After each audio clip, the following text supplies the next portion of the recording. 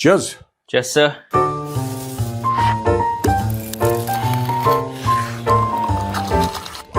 Cheers. हाँ, बताओ producer, क्या खबर है? सर, पाकिस्तान से दो बड़ी खबरें, दो तीन खबरें हैं। हाँ, बताओ ना। सबसे पहले बात कर लेते हैं क्रिकेट की। ओके। वहाँ पर जो अपने देश के जसप्रीत बुमराह हैं, उनकी वहाँ पे उस्मान तारिक से तुलना की गई है, और इसका आधार ये जो T20 हुआ था उसमें जसप्रीत बुमराह का जो परफॉर्मेंस है उसके आधार पे कहा गया कि ये है। कैसी तुलना है ये उस्मान तारिक वही है जो रुक के बॉलिंग करता है? जी। उस्मान तारिक को इससे पहले कोई नहीं जानता था। ये हमारे लिए, देखिए, भारत के लिए तो बड़ी अच्छी बात है। भारत के लिए ये बहुत खुशाइन बात है, बहुत अच्छी खबर है कि उस्मान तारिक का जो कंपैरिजन है वो बुमराह के साथ किया है।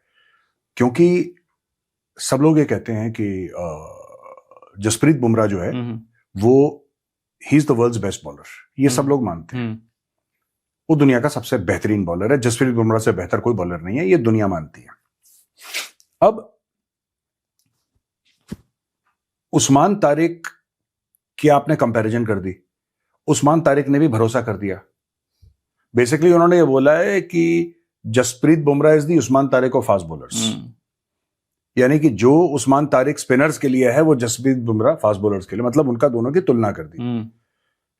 तो ये मुझे लगता है भारत के लिए बहुत अच्छा है, क्योंकि इसी तरीके से पाकिस्तानी कौम ने, पीसीबी ने मिलके बाबर आजम का करियर तबाह कर दिया था। बाबर आजम को बर्बाद कर दिया उस आदमी को, ये कह के कि रोज की तुम तो विराट कोहली जैसे हो। आपने बाबर आजम का कंपैरिजन करा विराट कोहली से, आपने खत्म कर दिया बाबर आजम का करियर। आज की तारीख में वो टीम में नहीं है, कोई उसको पूछता नहीं है, उसका करियर आज की तारीख में डाउनहिल है। ठीक है, मैं ये नहीं कह रहा कल वो उभर के नहीं आएगा, कल वापस आ सकता है, मेहनत करेगा वापस आ सकता है। लेकिन देखो, वो हर जगह जब सोचता है या सुनता है या इकोसिस्टम है कि बाबर आजम विराट कोहली बराबर हैं, तो बाबर आजम भी कुछ भरोसा करता होगा उस इंफॉर्मेशन पे, भूल जाता होगा। हाँ, क्योंकि रोज तो उसको यही बोलते हैं कि सर दो ही बैट्समैन है दुनिया में सर, एक विराट कोहली, एक बाबर आजम। अब किसको बुरा लग रहा है विराट कोहली के साथ कंपैरिजन? तो किसी को बुरा नहीं लग रहा। तो वो उसने भरोसा करना शुरू कर दिया। वो जो भरोसा था कि वो विराट कोहली के बराबर है, उसने एक का बेड़ा गर्क कर दिया। उस्मान तारिक, अब देखना, पाकिस्तानी लगातार बोलते रहेंगे, क्योंकि उनके दिमाग में एक ऑब्सेशन है, पाकिस्तानियों के दिमाग में, कि हम इंडिया से कंपेयर करें अपने आप को। ये हर एक पाकिस्तानी का एक और हमारे लिए बहुत अच्छा है, क्योंकि जिस तरीके से बाबर आजम खत्म हो गया तो उस्मान तारिक खत्म हो जाएगा। क्योंकि एक बार आपने ये बोल दिया कि भाई तू बुमराह जैसा है, फिर तो इसमें कोई कमी नहीं है, फिर तो उसको इंप्रूवमेंट करने की जरूरत ही नहीं है। मेहनत ही खत्म, अपनी गलतियां देखना खत्म, सब कुछ खत्म। भाई विराट कोहली का क्या है? विराट कोहली का ये है कि विराट कोहली अगर रन नहीं बना रहा तो बोला कि नहीं, तुम जाओ और तुम लोकल मैचेस खेलो, या जो भी होते हैं इनके रणजी मैचेस खेलो, ये खेलो वो खेलो, नहीं ये अपना ठीक करो, टेक्निक ये करो। आपने एक बात बताओ, विराट कोहली के पहले कौन था भारत में? सचिन तेंदुलकर। किसी ने बोला है कि विराट कोहली तू सचिन जैसा है? नहीं। विराट कोहली खुद हंस देगा, कल आप विराट कोहली को बोलोगे तू सचिन जैसा है, कहेगा वेरी गुड यार, बहुत ही अच्छा था, दोबारा सुनाओ, अच्छा लगा सुन के, है ना, it's a good joke. Virat Kohli knows, वो खुद भी एक्सेप्ट नहीं करेगा कभी कि नहीं यार, Sachin is God of cricket यार। वो सचिन एक अलग लेवल का खिलाड़ी है, और सचिन ने जो फास्ट बॉलिंग फेस करी है, वो to take nothing away from Virat Kohli. Virat Kohli is a legend, इसमें कोई डाउट ही नहीं है। लेकिन जो बॉलिंग सचिन ने फेस करी है, सचिन के पहले जो सुनील गावस्कर ने बॉलिंग फेस करी है, आजकल वैसे बॉलर पैदा नहीं होते यार। आजकल जस्ट इमेजिन, यहां पे Sunil Gavaskar he is batting, सामने से मैल्कम मार्शल है यार, मैल्कम मार्शल है, वहां पे एंडी रॉबर्ट्स है, वहां पे माइकल होल्डिंग है। ये लोग बॉलिंग कर रहे हैं, या फिर जेफ थॉमसन है, या फिर वो है डेनिस लिली है। और सुनील गावस्कर सर कई बार बिना हेलमेट के खेलते थे। उस जमाने में थी नहीं हेलमेट ना, जो शुरू में तो कहां थी हेलमेट, और कैप कूप पहन के खेलते थे लोग, हेलमेट तो बाद में आई। Virat Kohli has faced whom? He has faced Virat Kohli has faced Shoaib Akhtar, he has faced Brett Lee. आजकल के जमाने में बैट्समैन वो फेस नहीं कर रहे जो एक जमाने में ये बड़े खूंखार टाइप के हुआ करते थे। शोएब वो यार, ऐसा लगता था जिन आ रहा है भाग के अभी खा जाएगा, मतलब वो लास्ट एकदम बाउंड्री के आधे से तो दौड़ना शुरू बॉल की स्पीड इतनी। वो नवजोत सिंह सिद्धू का बड़ा फेमस इंटरव्यू है ना, वो कह रहा है अगर बॉल दिख जाए शोएब की तो मार भी दूं मैं, पर पहले दिखनी तो चाहिए। वही दिख रहा दिख नहीं कहाँ कि क्या हुआ है, कुछ हवा में चल रहा है मामला। तो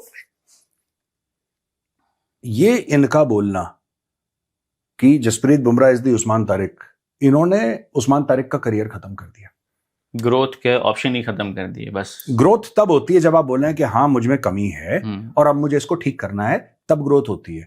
उसका रियलाइजेशन ही नहीं है, there is no self realization at an institutional level, there is no realization that Usman Tariq कौन सा लेजेंड बॉलर है भाई, आप ये बताओ। बस ये है कि उसका रुक के बॉलिंग करता है, इसी को इतना हवा बना दिया पाकिस्तानियों ने कि बस ये किसी को समझ में नहीं आएगा क्योंकि रुक के, ये कौन सी गधेपने की बात है। वो रोका क्यों ये भी नहीं समझ आएगा। हाँ, आप रुक के, आप एक बोलो कि एक बंदा है जो रुक के घूम के 4 बार घूम के ऐसे पीछे बॉल डाल देता है, पाकिस्तान और ये है बुमराह से अच्छा है, उनको कोई सेंस नहीं है इसका। उसके क्या स्टैट्स है, उसके जो फाइनल कितने विकेट लिए हैं उसने, क्या अच्छा एक बार थोड़ा सा बंदा कंफ्यूज हो जाएगा कि रुक के बॉलिंग कर रहा है, लेकिन उसके बाद फिर उसके बाद सब जान जाएंगे। नहीं, 2 ओवर लगते हैं आपको आजकल इंटरनेशनल क्रिकेट में, 2 ओवर के बाद बंदा रीड कर लेता है कि क्या है कैसा है। तो ये अच्छा हुआ है, अगर उस्मान तारिक एक बेहतर बॉलर बन सकता तो पीसीबी ने उसका करियर खत्म कर दिया, अब वो नहीं बन पाएगा। एक बार आपने चढ़ा दिया, वो उसी जोन में रहेगा कि भाई मैं तो उसके बराबर हूं या उससे बेहतर ही हूं। किसी इंडियन ने सुनील गावस्कर को बोला था कि you are like Don Bradman, हम सोच नहीं सकते, we can not think, and Sunil Gavaskar is an absolute legend, हमारा हीरो है यार, हमारा हीरो है, नो डाउट, इसमें कोई डाउट नहीं है। Sunny Gavaskar was another breed of, वो भी एक्स्ट्रा टेरेस्ट्रियल टाइप का था, वो जो ईटी जो आते हैं ना, इंसान नहीं था वो, ईटी था वो, मार्स से आया था। लेकिन to compare yourself to sir Donald Bradman, that is sacrilege, वो ब्लास्फेमी के लेवल की चीज है भैया। डॉन ब्रैडमैन है वो, सही बात है, मार्क डिसीजन लिए, पैरामीटर सेट किए, पैरामीटर सेट करा है, वो 99 प्लस उसकी बैटिंग एवरेज है, और वो डॉन ब्रैडमैन था। हमें पता है कौन क्या है, तो चुप रहो, अपना काम करो। पाकिस्तानियों को हजम नहीं होता, थोड़ा सा इनको ना, इनको 1 चम्मच चीनी मिल जाए ना पाकिस्तानियों को, ये पूरी बारात के लिए खीर बना देते हैं। 1 चम्मच चीनी से उसको घोल के ऐसा कर देंगे कि पूरी बारात इसी पे खाएगी, बस हो गया सब, चीनी का इंतजाम हो गया। खुश जरूर रहेगी कि हमने खा लिया। हाँ, तभी हैप्पीनेस इंडेक्स देखो पाकिस्तानियों का है ना, ये है। और बताओ सर, हैप्पीनेस की बात की, पाकिस्तान आतंकवाद का गढ़ है, अब सिर्फ हम नहीं कह रहे, दुनिया के लोग भी कह रहे हैं अब तो। अमेरिका की एक पॉलिटिकल एक्टिविस्ट हैं और ये डोनाल्ड ट्रंप के काफ़ी करीब माने जाती हैं। इन्होंने इंडिया टुडे के कॉन्क्लेव में कहा कि पाकिस्तान से जो अभी अमेरिका कॉजी हो रहा है ये ठीक नहीं है, पाकिस्तान गढ़ है दुनिया भर में आतंकवाद के लिए। Laura luma, with all due respect to the lady, with all due respect, I think she's unhinged. Okay. थोड़ा सा नहीं, पूरा। हाँ, तो ये जो कहती हैं, मुझे पता नहीं क्यों उनको बुलाया गया। With all due respect to her, she's absolutely and completely unhinged. छोड़िए, next question. Okay sir, Pakistan Afghanistan का फिर से झगड़ा शुरू हो गया। हाँ, और पाकिस्तान के राष्ट्रपति ने कहा है कि अफगानिस्तान ने रेड लाइन क्रॉस कर दिया। इनके बयान से पहले मैं एक बात बता दूं कि फ्राइडे को पाकिस्तान आर्मी ने अर्ली मॉर्निंग अफगानिस्तान में हमला किया था, जिसमें कुछ सिविलियन की कैजुअलिटी हुई थी। इवन कहते हैं कि एक ऑयल डिपो पे भी हमला किया था जो प्राइवेट ओन था। उसका रिस्पॉन्स अफगानियों ने किया, सुहाट मिलिट्री बेस पे ड्रोन हमले किए और ये तमाम चीज़ें की। उसके पक्ष में अब ये इनका बयान है कि अफगानिस्तान ने रेड लाइन क्रॉस कर दिया। तो ये अफगानियों का कर क्या सकते हैं, पहला क्वेश्चन। दूसरा, ऐसा क्यों हुआ है कि गाजा पीस बोर्ड और इन सब के बाद सडनली अफगान पे पाकिस्तानी आर्मी की कार्रवाई बढ़ गई है? वो कुछ रैंडमली, चूंकि उनकी इतनी एयर डिफेंस है नहीं, तो ये कभी भी जाते हैं, हमले आते हैं, कर जाते हैं, ऐसा क्यों हो रहा है? देखो, मैं आपको एक बात बताता हूँ, कोई रेड लाइन नहीं, पाकिस्तानी झूठ बोलते हैं, इनकी कोई रेड लाइन है ही नहीं, ठीक है। रेड लाइन क्रॉस कर दी, ये सब बयानबाजी है, और ये फारिग लोग हैं, उनके राष्ट्रपति किसी काम का तो है नहीं है, 10% चोर है जरदारी। तो ये रेड लाइन ये क्रॉस कर दी, कभी ख्वाजा आसिफ को, इनके मिलिट्री वाले कम बोलते हैं, इनका फील्ड मार्शल चुप है। ये सारे के सारे जो अफगानिस्तान पे अटैक है, हमने आई थिंक कल भी कवर करा था, क्या बताया था कि ये 2007-2008 में तहरीक तालिबान पाकिस्तान बनी थी। इतने सालों से इन्होंने अटैक नहीं करा। क्यों? अभी इनको मिल गए अमेरिकन से पैसे।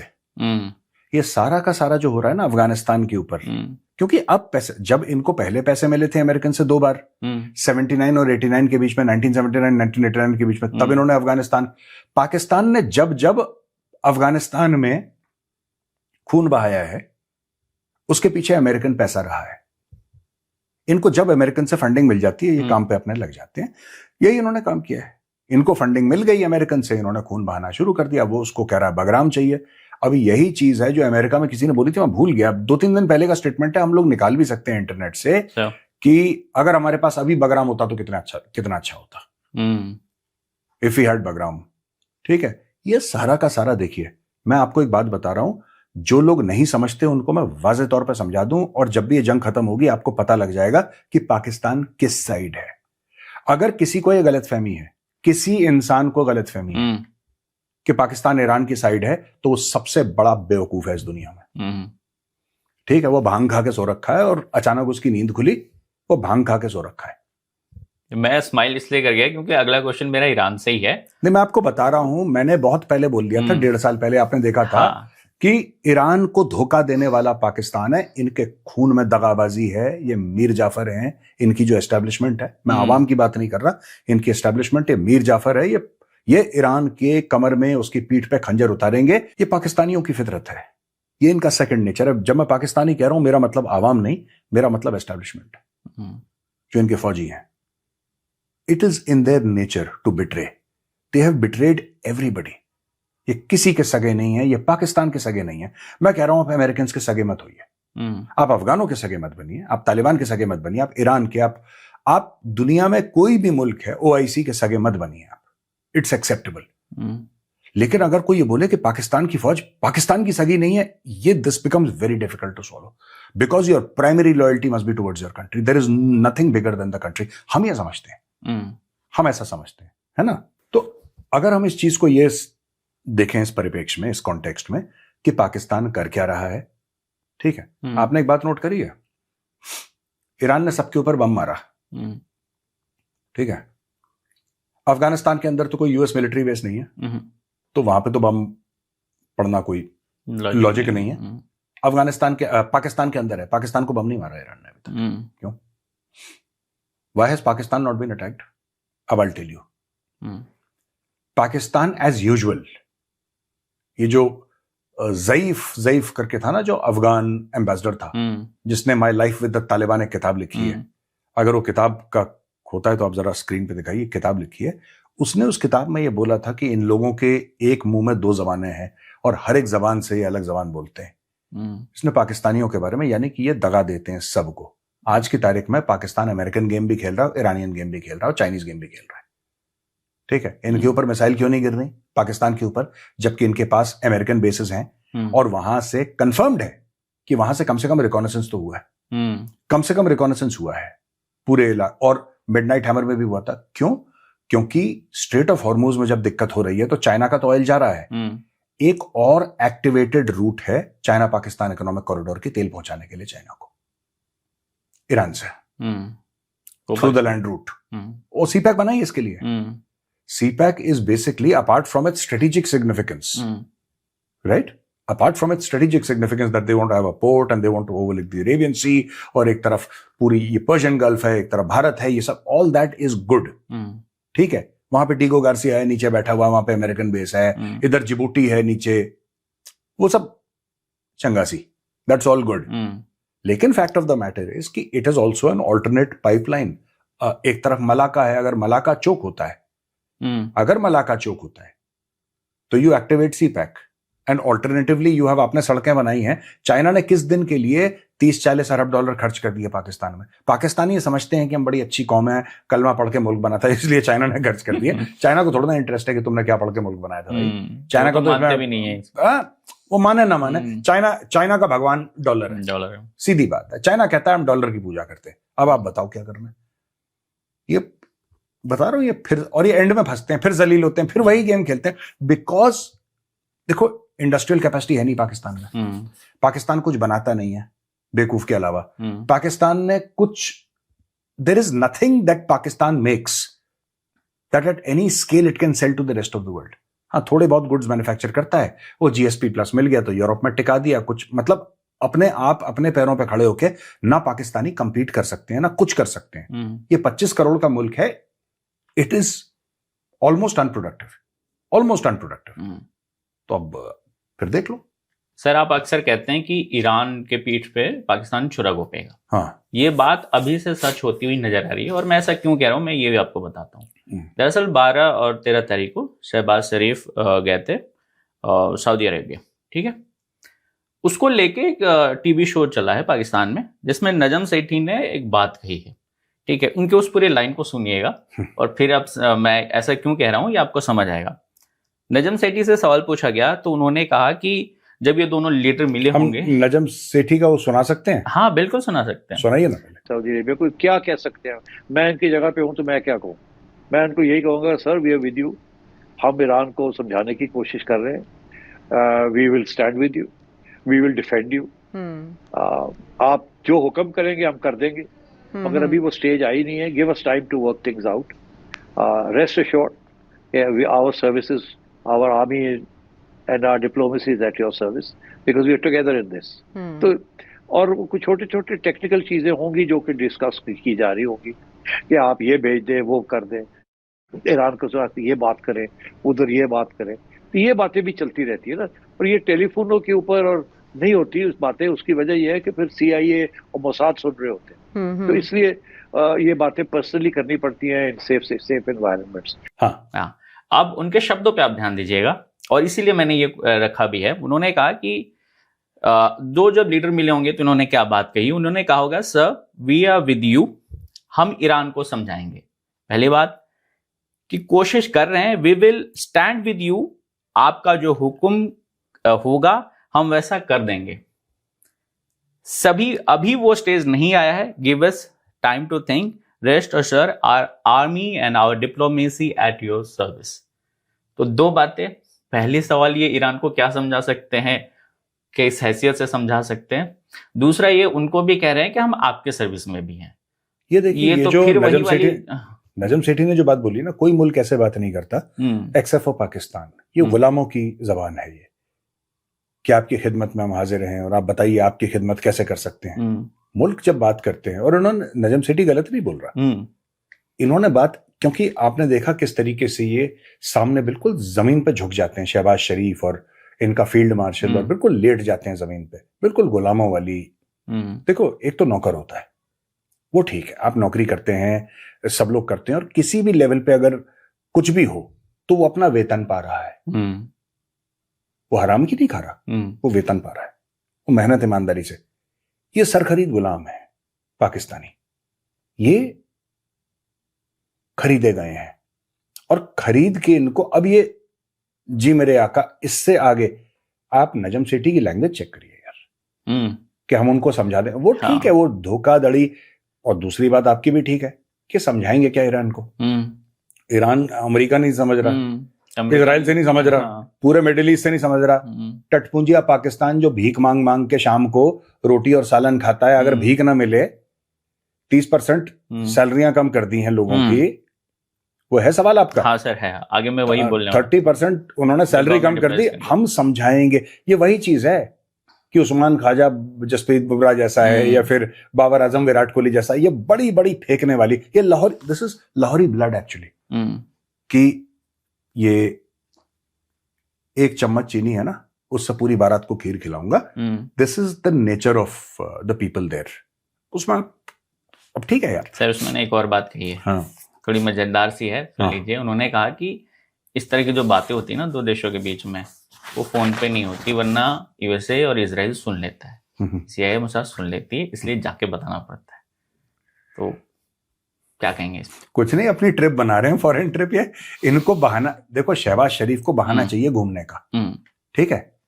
कल अगर डोनाल्ड ट्रंप बोलेगा ना, मैं व्हाइट हाउस के लॉन में अपना कुत्ता घुमा रहा हूं, कह रहा सर मैं भी पकड़ लूं 2 मिनट के लिए कुत्ते को आपके, ये इस टाइप के। इनको ये नहीं समझ में आता, और फिर अपने आप को कहते हैं एटमी मुल्क हैं, 25 करोड़ का मुल्क है, और ये है और वो है और ऐसा है और वैसा है। ये अपना गाना गाते हैं। अरे एटमी क्या है यार, जब तुम्हारे जो लीडर हैं तुम्हारे मुल्क के, चाहे तुम्हारा फौजी लीडर हो, चाहे तुम्हारा पॉलिटिकल लीडर हो, जब वो सरखरीद गुलाम की तरह बिहेव करेंगे 4 लोगों के बीच में, जब वो बिल्कुल लेट जाएंगे, ठीक है, जब उनको देख के आप देखेंगे ना, आपको घिन आएगी यार कि ये जैसे मक्खी है ना कोई चिप चला यार बैठ कोने में, जब आपको घिन आएगी उनको देख के, तो तब आपको ये समझ में आएगा कि ये जो पाकिस्तानी बड़के मारते हैं एटमी, तुम एटमी को मारो गोली पाकिस्तानियों, पहले बताओ कि तुम्हारे जो आका हैं, तुम्हारे जो मुल्क के मालिक हैं, वो जमीन पे क्यों लेटे? ये बताओ, एटमी बाद में समझाना हमें। एटमी मुल्क पाकिस्तान है, कार देते हैं और लेटे हैं जमीन पे।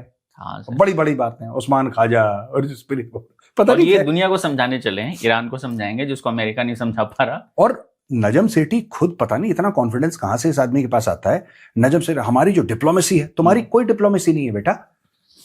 पाकिस्तान और डिप्लोमेसी, क्या डिप्लोमेसी है इनकी? इनकी कोई डिप्लोमेसी नहीं है। इन्होंने कुछ जो ब्रोकर्स होते हैं, जो दलाल टाइप के होते हैं अमेरिका में, उनको कुछ पैसे दे दिए, 1-2, अच्छा वो सबके लिए ओपन है। अगर आपको डोनाल्ड ट्रंप के इनॉग्रेशन में जाना है, आप $50,000 की एक सीट खरीदो, वो तो पैसा देके ना, तो किसी अमीर पाकिस्तानी ने स्पॉन्सर कर दी या किसी ने कोई कनेक्शन बना के बैठा दिया, अब हमारा रिलेशनशिप बहुत अच्छा हो रहा है। इतने महीने पहले डोनाल्ड ट्रंप ने बोला था कि पाकिस्तान के साथ हमारी ट्रेड डील हो गई। जरा दिखाइए डोनाल्ड ट्रंप का statement, trade deal, Pakistan trade deal के ऊपर। डोनाल्ड ट्रंप ये कह रहा है कि पाकिस्तान में ट्रेड डील हो गई। कौन सी ट्रेड डील, कहां है वो? तो बस सुर्खियां बनी सर, उसके बारे में और कोई कुछ नहीं जानता, बस कुछ नहीं हुआ। ये पाकिस्तानी भी तो चोटे हैं, ये उनकी पूरी एस्टैब्लिशमेंट चोर है। सर आप अनाउंस कर दें सर, बस हम 3-4 दिन मजे में रहें, फिर उसके बाद फिर दूसरा कोई झूठा, और कौम जाहिल है, इनको तो कुछ भी चूरन खिला दो कौम को। फिर उसने बोला कि इतना तेल निकलेगा, इंडिया भी खरीदेगा। पता लगा तेल के चक्कर में पाकिस्तानियों का तेल निकल गया, इनके पेट्रोल पंप बंद हो गए। सर और भी चीजें हुई हैं, मेरा अगला सवाल वही था। बोलो ना। देखिए इकोनॉमी, मतलब इस लड़ाई की वजह से, ईरान और यूएस की वजह से कई कंट्रीज प्रभावित हुई हैं, लेकिन शायद ही किसी कंट्रीज ने इस तरह का स्टेप लिया हो। इन्होंने अपने जो एम्प्लॉयज थे उनकी 30% सैलरी कट करना शुरू कर दिया है, 5 to 30% सैलरी डिडक्शन शुरू कर दिया है। तो ये अपने मुल्क के जो कॉमन सिविलियंस हैं उनके बाद छोड़िए, जो गवर्नमेंट एम्प्लॉय हैं उनको भी पे करने की स्थिति में नहीं है। एंड दे क्लेम कि हम ईरान और सऊदी अरेबिया को समझाएंगे। ये दुनिया भर को समझाएंगे, ये कुछ नहीं करेंगे, दरवाजा बंद करेंगे और मुश्तबा खमेनी के पैर पकड़ लेंगे ये, और कहेंगे हम नहीं छोड़ते। भाई मान जा प्लीज सर, प्लीज सर यार, डॉलर्स की बात है। नहीं, ये यहाँ पे ऐसे पैर पकड़ लेने ना मुश्तबा खमेनी के, इन्होंने पैर पकड़ लेने मसूद पेज़ेश्कियां के, और उसके बाद कमरे से बाहर निकलेंगे, जैसे ही कमरे से बाहर निकलेंगे दरवाजा बंद करेंगे। और पाकिस्तान की जो डिप्लोमेसी है वो आप उसका कमाल देखिए कि अभी ईरान ने बोला है कि ठीक है, हम पाकिस्तान का जो तेल जा रहा है हम उसको नहीं रोकेंगे। तो लोग कहें सर पाकिस्तान का कौन सा तेल है, वो भी तो आपने भीख मांग के लिया है। ना, ये सब देखिए, ये हिंदुओं की और यहूदियों के रूमर हैं, हम इसको जवाब देना ठीक नहीं समझते। हिंदू साजिशें करते हैं हमारे साथ, बस टोटका कर देते हैं। 21 पंडित गए थे, उन्होंने पिच के ऊपर कुछ टोटका, फिर वो तेल मिला था, फिर वो गायब हो गया। फिर तेल मिला था, फिर वो गायब हो गया। पता नहीं क्या अजीब लोग हैं, डिल्यूजन भी नहीं है, मुझे लगता है कि बहुत प्योर माल है ये जो फूक रहे हैं, 100% प्योरिटी वाला ही फूक रहे हैं, और बिल्कुल इनको हिट मिल रही वही वाली से बिल्कुल। वो आपने बताया था ना कि ओस्लो लॉ है जो एकदम टॉप पे जाते हैं, ये ऊपर से चले गए हैं। कौन सा? एक लॉ बताया था ना, मैस्लोज हायरार्की ऑफ नीड्स। अच्छा, उसके बारे में बात हुई? हाँ, एक बार आपने बताया था। तो उसके जो टॉप लेयर, सेल्फ एक्चुअलाइजेशन के बाप हैं ये लोग। हाँ, तो ये उससे भी ऊपर चले गए। सेल्फ एक्चुअलाइजेशन छोड़ छाड़ के ये अलग लेवल पे कह रहे हैं कि मैस्लो हमारा ही बच्चा है, और मतलब उस लेवल पे पहुंच गए हैं। सर एक और बहुत बढ़िया क्वेश्चन है, एंड ये ईरान से संबंधित है। ईरान ने कहा है कि they will allow oil from the Hormuz, state of Hormuz, but जो उसकी करेंसी होगी वो यान में होगी, जो चाइनीज यान पे है, उसके बिजनेस की बात कर रहे हैं। सो एक बार आपने भी कहा था कि Chinese is playing very hard on Iran, तो ये अब तो ओपन आ गया है या फिर अभी भी कुछ बैक पे ही है? नहीं, देखिए मैं आपको एक बात बताता हूं कि ऑल वॉर्स, चाहे आपको अच्छा लगे चाहे बुरा लगे, wars are fought with a political objective. अब पॉलिटिकल ऑब्जेक्टिव लोगों को समझ में आ रहा है। मुझे लगता है कि हमें डिटेल में समझाना चाहिए, और मैं डिटेल में समझाऊंगा। आई टेक इट अप हाँ, ये मुझे बड़ा अच्छा लगा और यूनिक सा लगा, तो मैंने हाँ। आपसे पूछ लिया कि हाँ, सर। नहीं नहीं बिल्कुल, आप अगर इसको देखेंगे कि जिस तरीके से भी इन लोगों ने बोला है कि आप युआन में आप ट्रेड करिए, चाइनीज करेंसी में ट्रेड करिए, तब हम उसको जाने देंगे, इसका मतलब ये तो बात समझ में आ गई कि चाइना कंट्रोल कर रहा है, ठीक है ना। और ये हम कई समय पहले से भी बोल रहे हैं कि भाई चाइना पाकिस्तान इकोनॉमिक कॉरिडोर से अगर तेल जा रहा है तो ये तो मिसाइल भी आ रही होंगी, सब कुछ हो रहा होगा, ठीक है। और 80-90% of Iranian oil is bought by China, है ना। फिर खैर ये एक्सप्लेनेशन वाला टॉपिक है, हाँ, इस पर आराम से मैं करेंगे। बताऊंगा, ये बहुत बड़ा गेम है ये, और ये फालतू में भिखारी पहुंच जाते हैं, हम समझाएंगे ईरान को, हम समझाएंगे।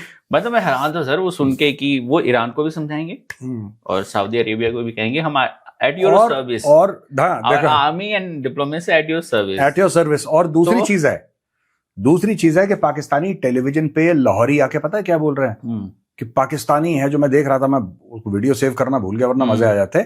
वो कह रहा है कि पाकिस्तानी है जो अमेरिका को आप देखना नेगोशिएटिंग टेबल पे लेकर आएंगे। वाह, गुड, बढ़िया फूक रहे हो।